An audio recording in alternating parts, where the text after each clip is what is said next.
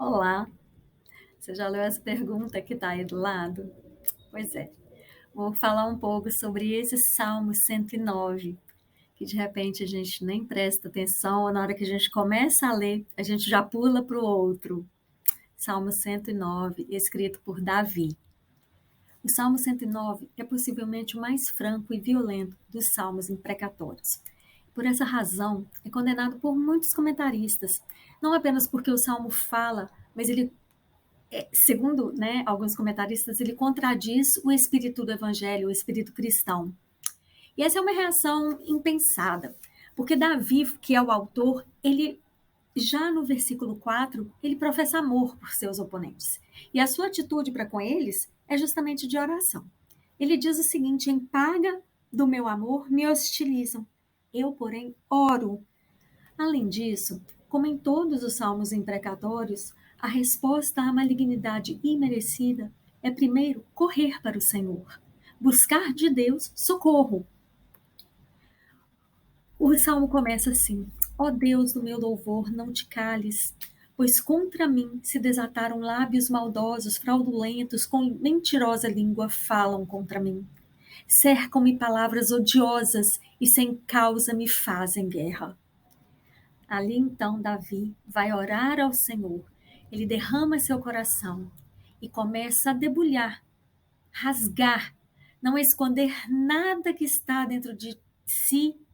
Até porque não adianta a gente tentar esconder nada, porque o Senhor já sabe, já esquadrinha os nossos corações, Ele conhece. E o salmista lança seus pensamentos todos, seus sentimentos, angústia. E a partir do verso 6, ele quer que nem a oração dos seus inimigos tenha validade, que o Senhor nem ouça as orações dos seus inimigos. Aí Davi começa a amaldiçoar. Aí a imprecação. Aquilo mesmo de tudo de ruim para cima dos seus perseguidores, daqueles que lhe prejudicam sem causa. E no verso 16 em diante, a gente lê o seguinte: porquanto não se lembrou de usar da misericórdia, mas perseguiu o aflito e o necessitado, como também o quebrantado de coração, para o entregar à morte. Amou a maldição, seja amaldiçoado. Não quis abençoar, então que não seja abençoado. O que Davi está fazendo aqui, em grande escala, é levar ao Senhor a sua revolta, a sua angústia, a sua decepção, sua frustração, sua dor, e levá-la ao Senhor e deixá-la lá. Atender o ensino antigo. A mim me pertence a vingança, diz o Senhor, eu retribuirei.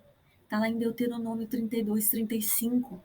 O apóstolo Paulo repetiu esse versículo em Romanos 12, 19. Não vos vingueis a vós mesmos, amados, mas dai lugar à ira. E Davi foi para os pés do Senhor, extravasar a sua ira diante daquele que conhecia já a sua ira. E percorrendo com atenção todo o Salmo 109, nós constatamos que nenhum contra-ataque pessoal está previsto.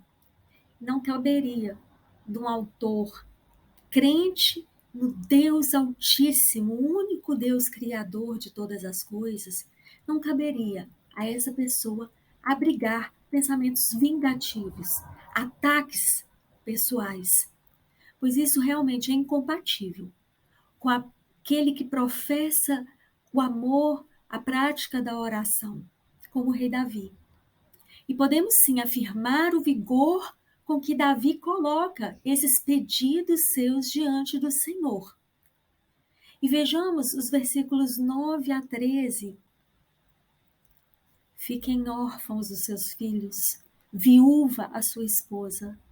Andem errantes os seus filhos e mendiguem. Sejam expulsos das ruínas de suas casas. De tudo o que tem, lance mão o usurário.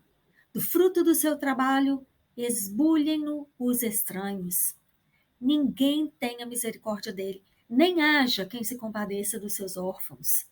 Desapareça a sua posteridade, e na seguinte geração se extinga o seu nome. Por acaso, você pensa nessas coisas, quando alguém comete alguma injustiça contra você, quando alguém faz um mal para você, quando você tenha feito bem para essa pessoa. Olha, eu posso dizer que tem hora que, quando alguém faz alguma injustiça comigo, eu falo que me dá vontade de esganar. Mas, na verdade, ao lermos um salmo imprecatório como esse, em especial, a gente às vezes julga até inaceitável tal realismo desses pedidos que Davi faz a um Deus que a gente sabe que é cheio de amor e imensa bondade, como diz um hino, né?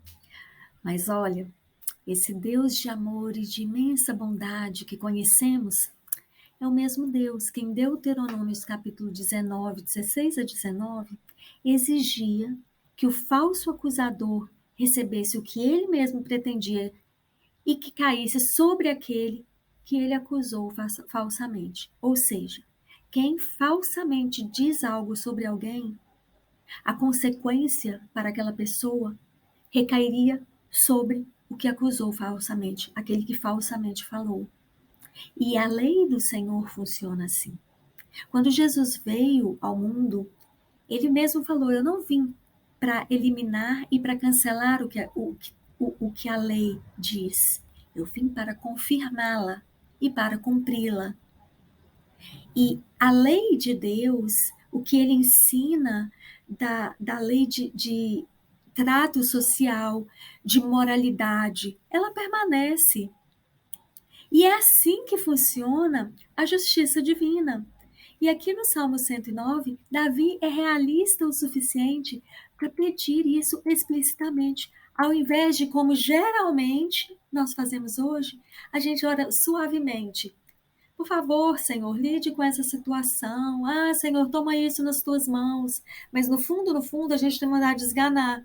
No fundo, a gente quer realmente imprecar um monte de coisa que está ali no nosso coração e que de repente a gente acaba até falando com alguém, às vezes do nosso convívio, e a gente ali amaldiçoa de verdade, a gente ali maldiz a pessoa, ao invés de a gente abrir tudo isso aos pés do Senhor e deixar lá.